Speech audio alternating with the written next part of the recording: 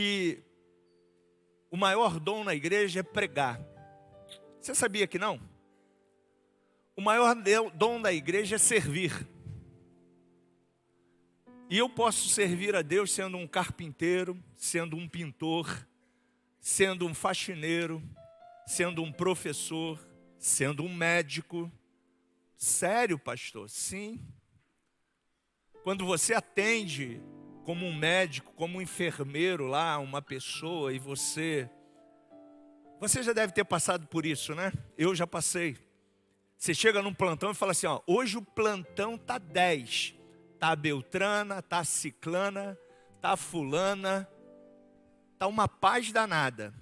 Você já teve alguém no hospital e você falou isso? Sim ou não? Eu já passei por isso.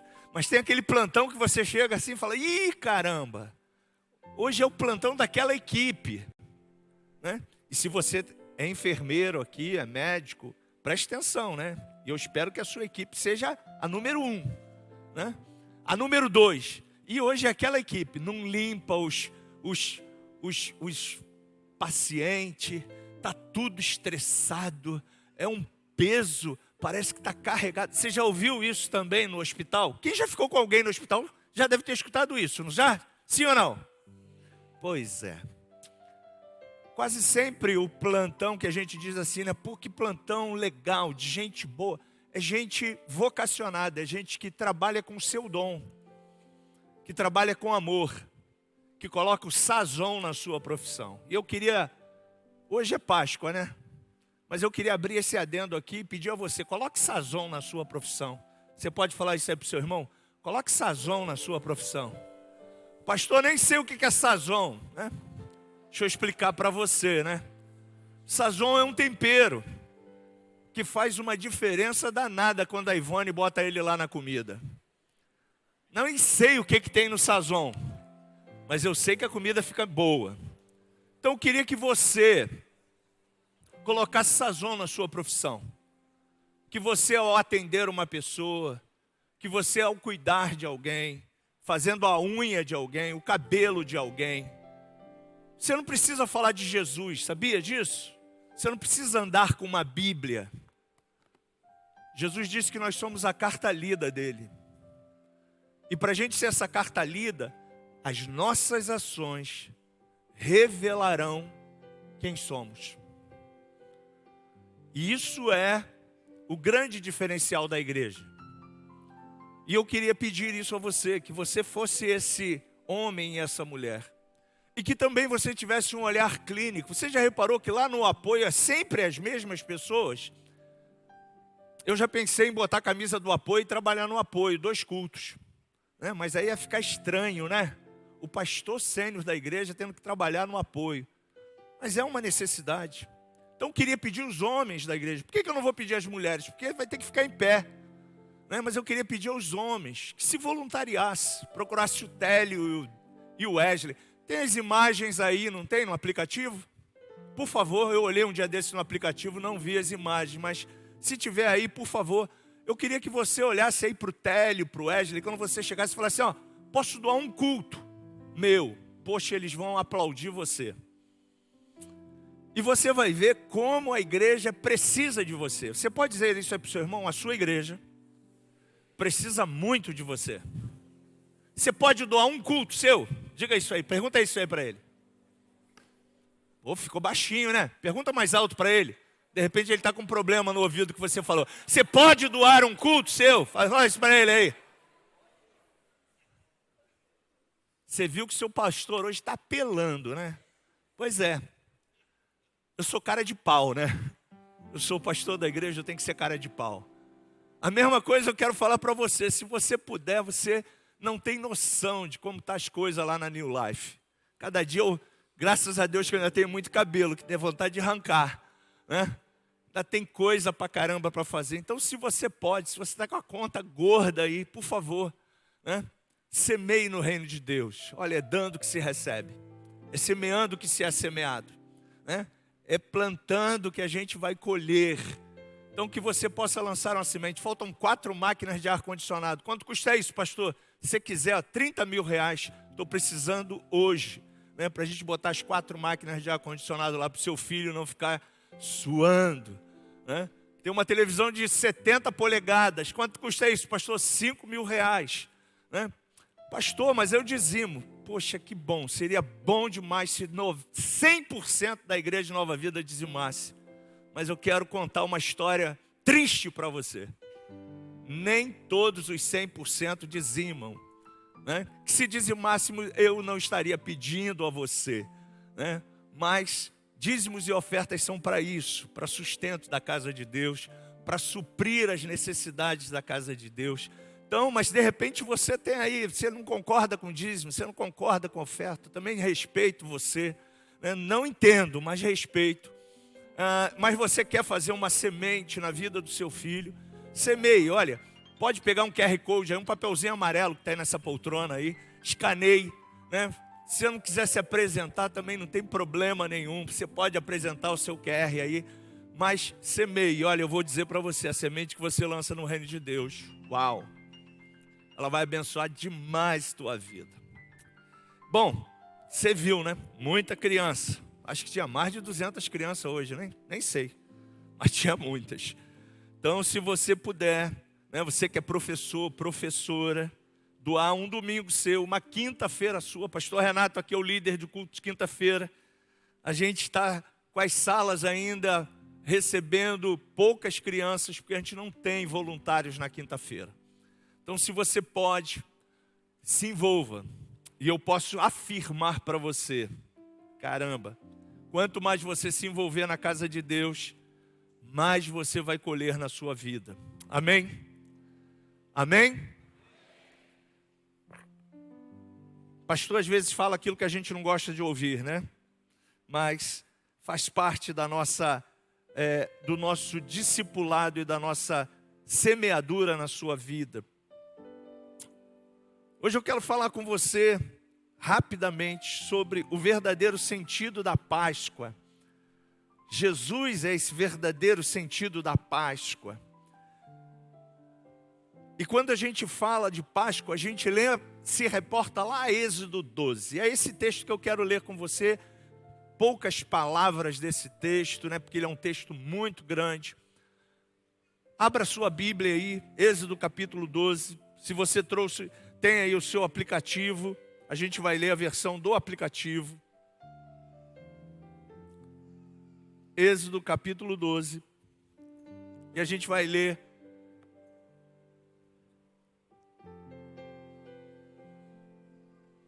Disse Yahvé a Moisés e Arão na terra do Egito, que este mês seja para vós o princípio dos meses, seja o primeiro mês do ano.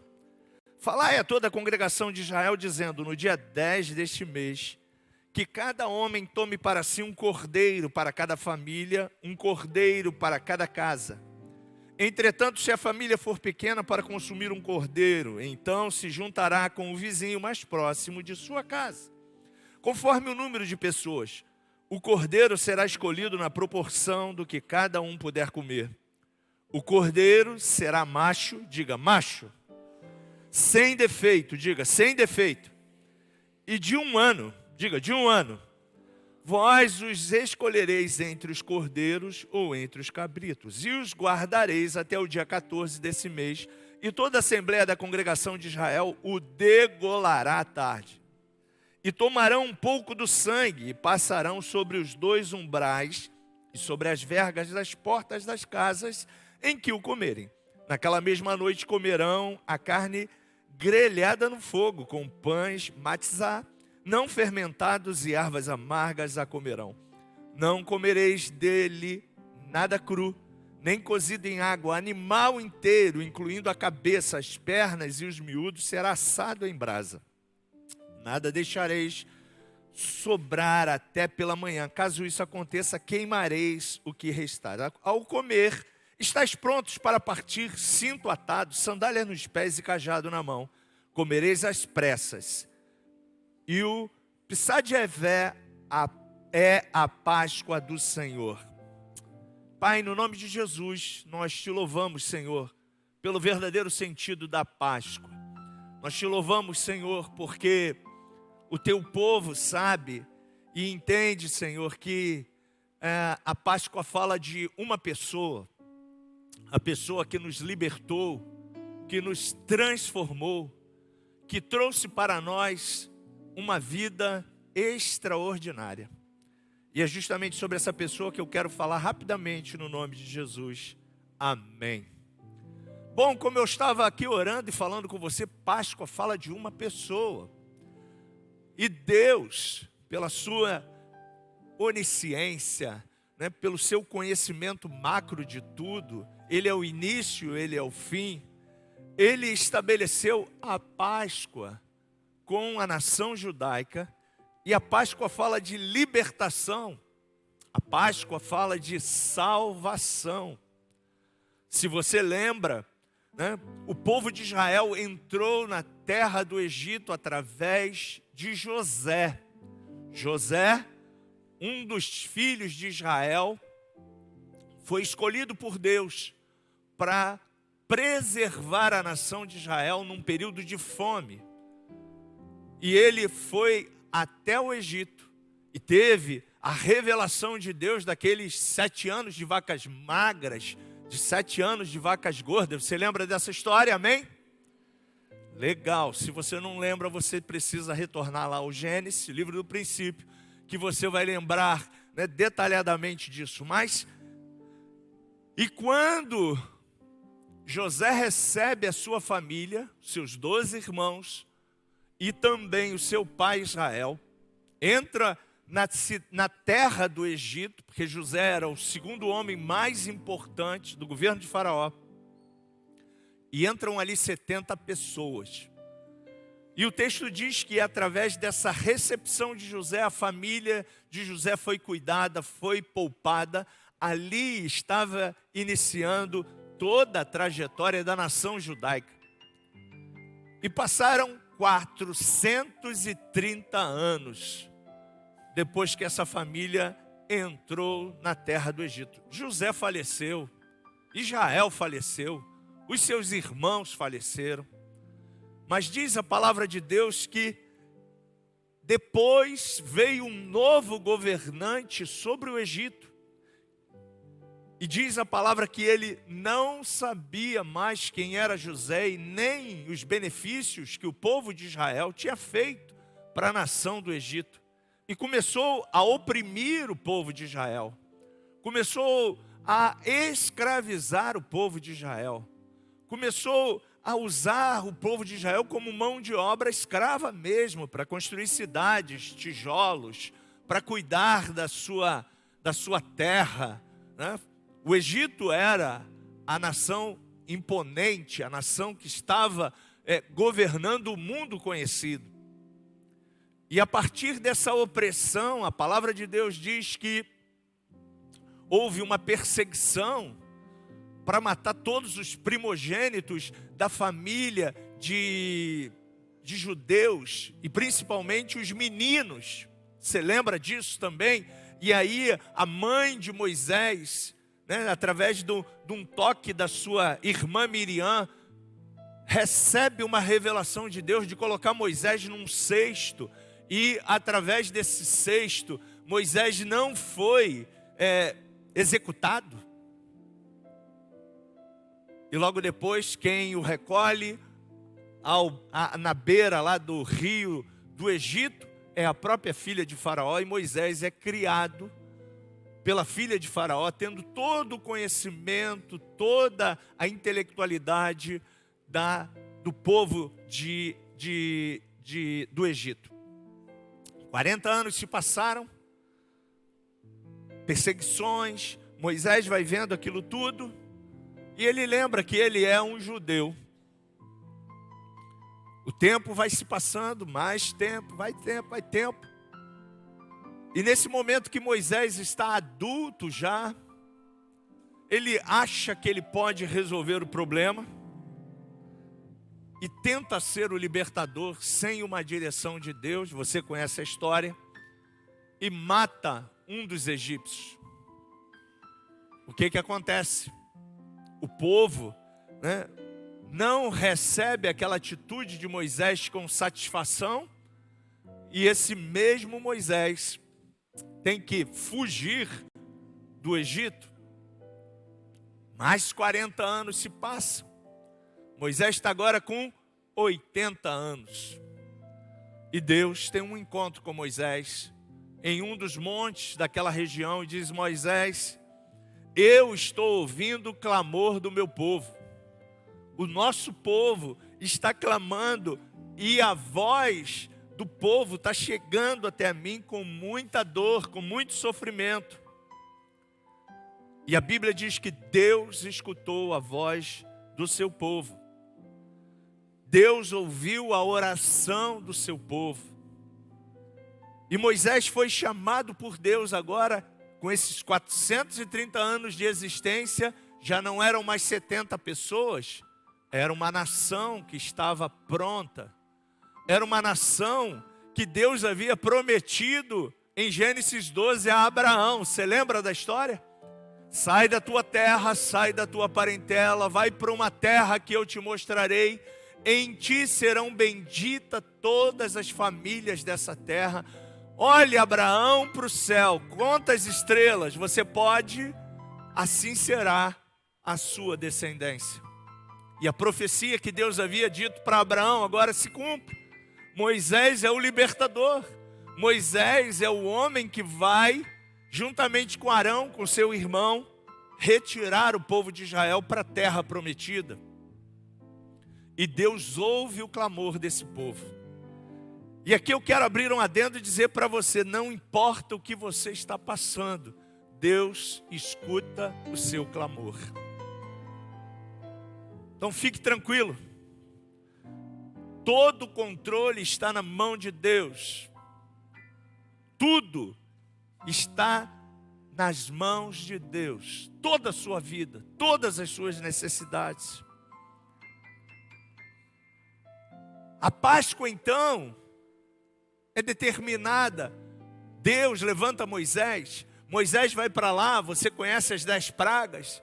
E na última praga, Deus diz para Moisés: olha, é necessário que Faraó seja impactado como a sua nação e você faça a cobertura da nação de Israel com o cordeiro pascual, com o sacrifício que vai proteger a nossa nação, o povo de Deus, para que não seja consumida pelo anjo da morte.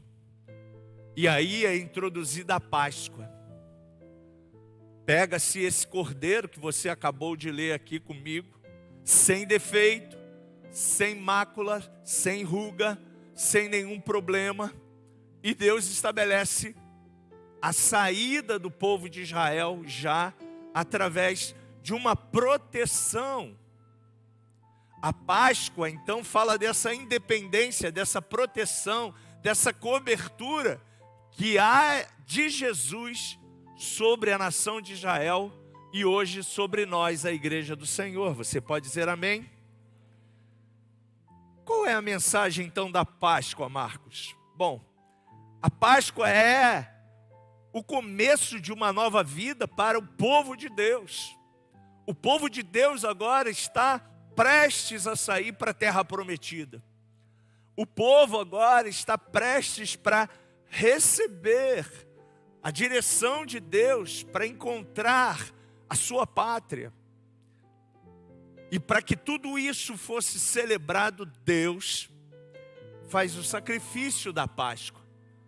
Deus fala para Moisés, para que através desse sacrifício, através dessa oferta, desse cordeiro sem mácula, sem ruga, sem nenhum problema, eles fossem cobertos. E o sangue, na antiga aliança, era imolado no altar.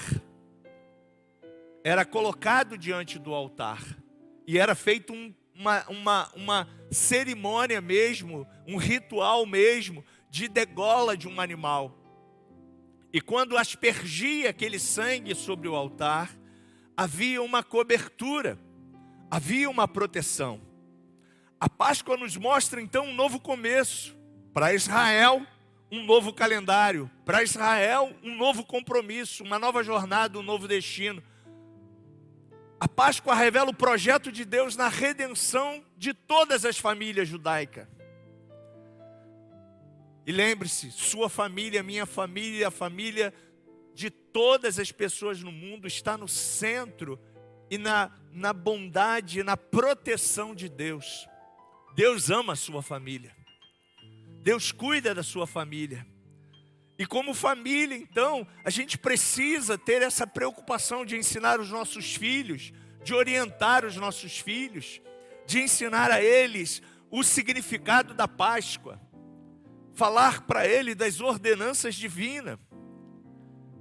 A salvação da família fala desse controle, dessa orientação paterna, materna.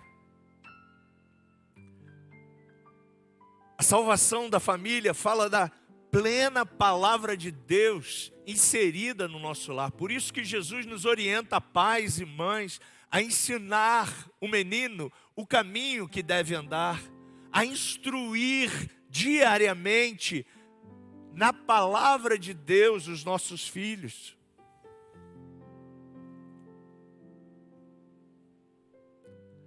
E quando a gente faz isso, a gente tem uma família forte. A gente tem filhos edificados. A gente tem uma família fortalecida. A Páscoa mostra que Deus salva um povo através de um cordeiro que foi morto. Eu quero lembrar a você que você e eu estamos aqui também porque esse cordeiro se humanizou e morreu por você e por mim.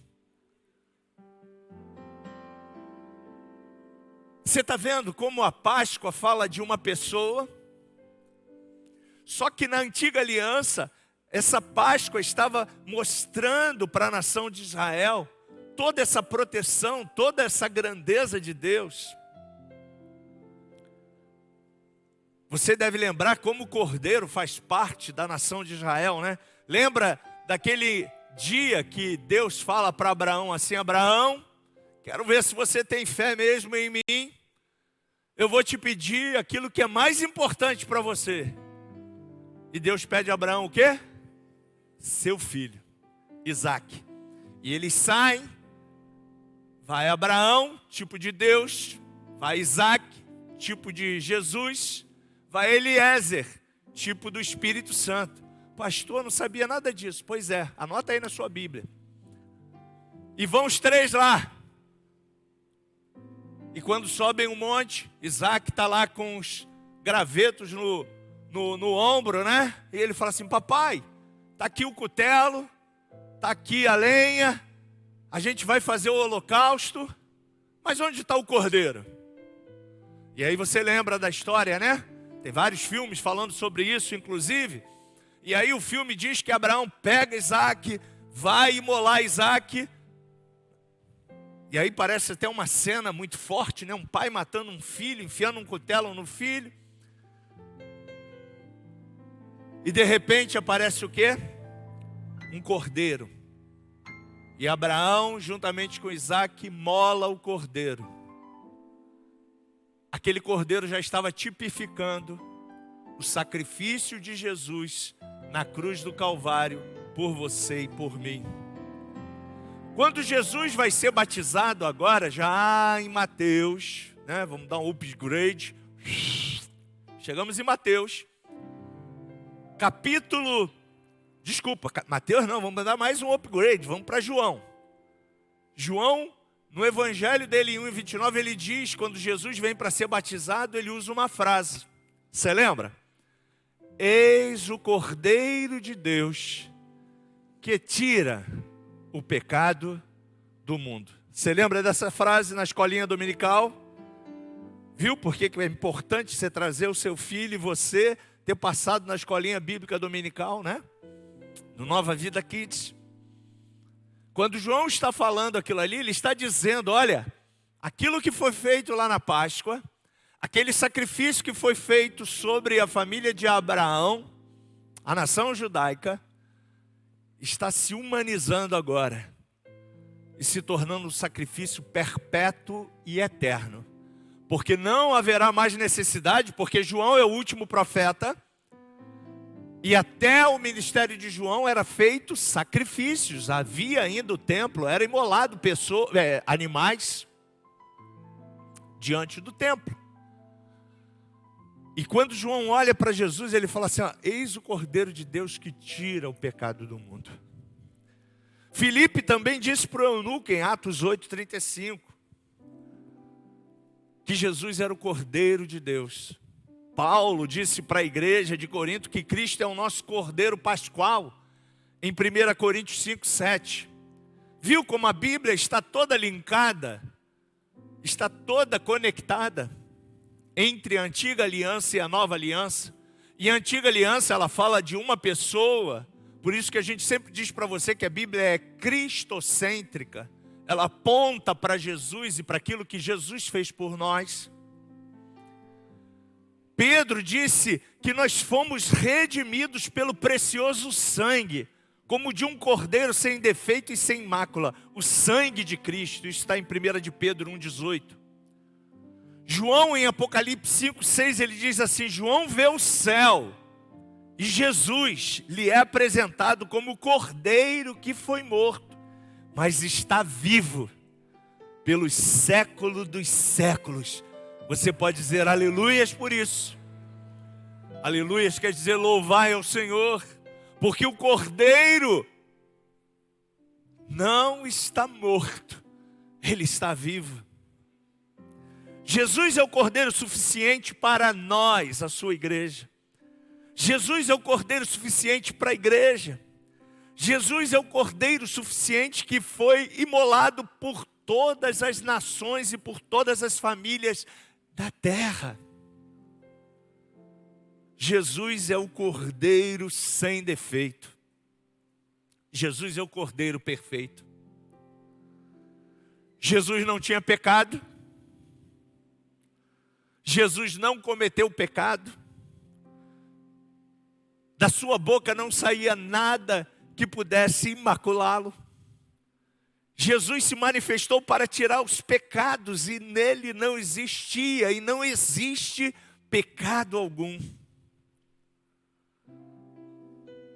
Até a acusação que fizeram contra Jesus era falsa, porque nada podiam falar a respeito de Jesus. Jesus é o cordeiro da Páscoa que foi imolado lá em Êxodo 12 para a saída do povo de Israel. É o cordeiro que foi morto. Agora eu quero dizer para você, havia a necessidade dele ser morto. Por quê, Marcos? Porque a morte de Cristo trouxe salvação, libertação para você e para mim. Você pode dizer, graças a Deus, se pois o Filho vos libertar, verdadeiramente sereis livre. Então, no plano perfeito de Deus, o cordeiro que era prefigurado na antiga aliança e se tornou carne e sangue e se humanizou, era necessário ele morrer, porque em Hebreus também 9:22 declara que sem derramamento de sangue não haveria remissão de pecados.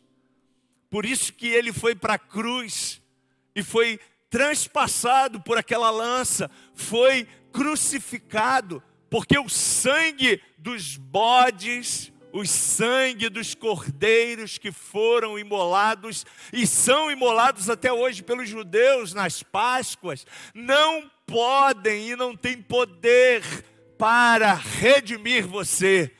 Mas o Cordeiro Santo, o Cordeiro vivo, o Cordeiro perfeito, Jesus Cristo, esse sim tem um sangue purificador, um sangue libertador, um sangue que tira toda a condenação que havia sobre toda a humanidade. Você pode dizer aleluias?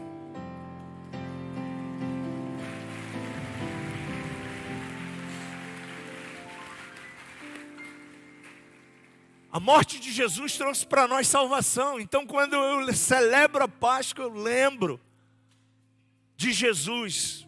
Ele veio para dar a sua vida em resgate de muitos, de Mateus 20:28. Mateus 26, 28 diz, ele, ao celebrar, ele diz, este é o meu sangue, o sangue da nova aliança, derramado em favor de muitos para a remissão dos pecados. Apocalipse 5, 9 diz, João, foste morto e com teu sangue compraste para Deus os que precedem toda a tribo, língua, povos e nações. Jesus foi o nosso substituto. Jesus foi o nosso Cordeiro Pascual. Ele morreu em nosso lugar. Sua morte foi substitutiva. Ele morreu a nossa morte. E a Bíblia diz que, através da sua entrega voluntária, todos os nossos pecados, todas as nossas iniquidades foram colocadas sobre ele. E pelas suas pisaduras, você e eu fomos sarados.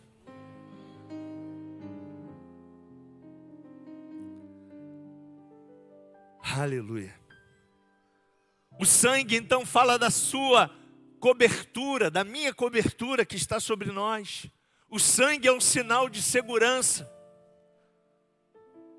Por isso que quando você e eu estamos andando nessa rua, né? Você não vê, mas no teu DNA espiritual está o sangue de Jesus. E a palavra de Deus diz que o maligno, seus demônios, não podem tocar você. Você está blindado pelo sangue do Cordeiro. Você pode dizer isso aí para o teu irmão da direita da esquerda, diga para ele, você está blindado pelo sangue do Cordeiro. Aleluia. Aleluia.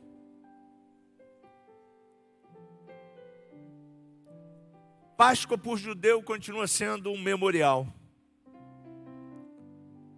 Para nós, ela fala da salvação de Deus humanizada.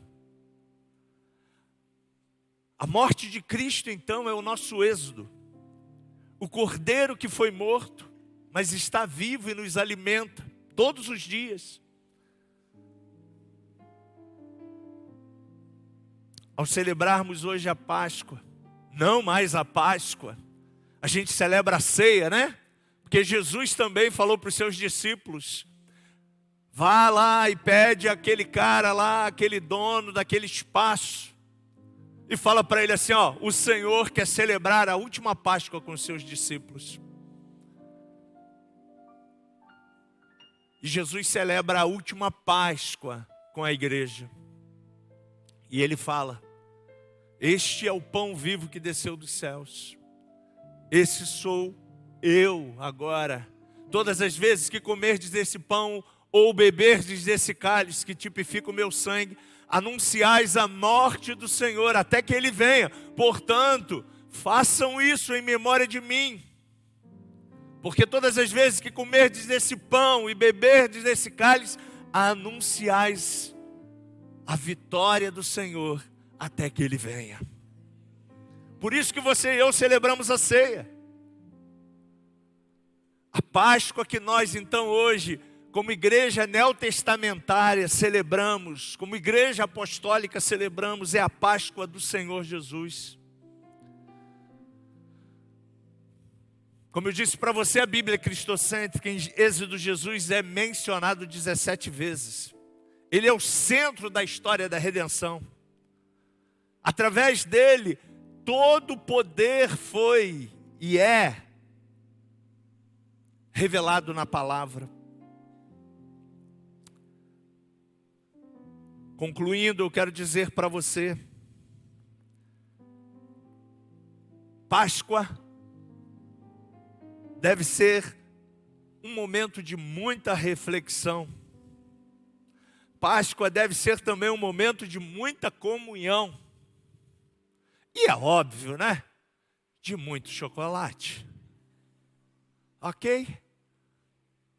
Amém? Eu gosto de chocolate. Mas quando você estiver comendo aquele delicioso chocolate, não importa a marca, né? Pode ser o Lindt, Pode ser, né? Depois do Lindt fica difícil botar uma marca, né?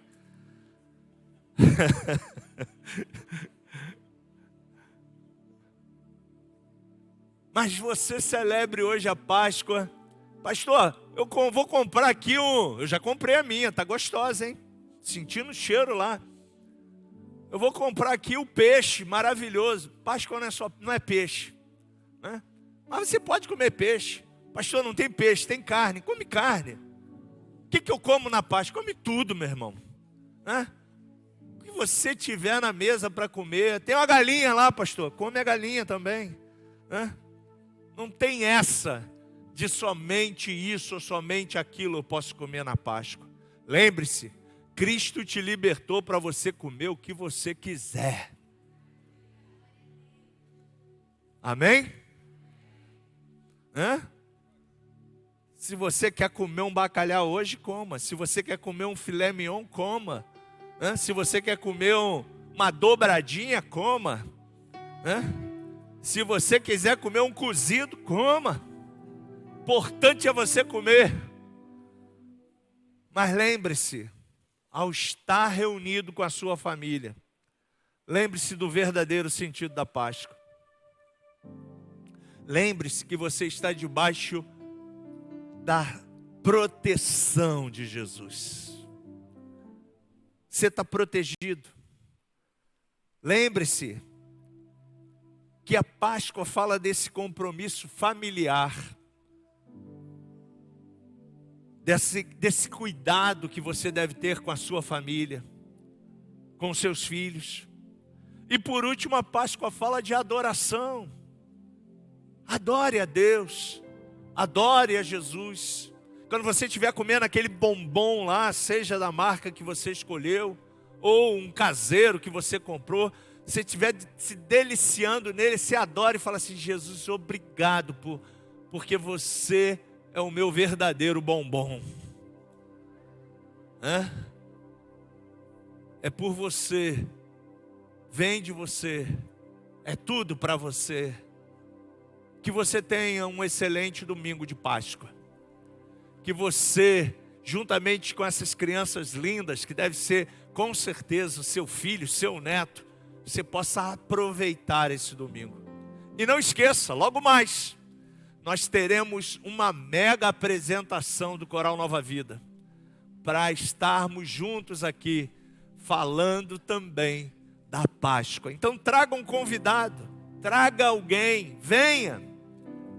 Depois, traga muito bombom, com certeza o maestro vai querer uma caixa de bombom depois da apresentação que ele vai fazer aí bonita com o Coral Nova Vida, né? Então, que você possa, né? Se você quiser trazer também um bombom para mim, pode trazer, tá? É bem-vindo. Você pode ficar de pé, por favor?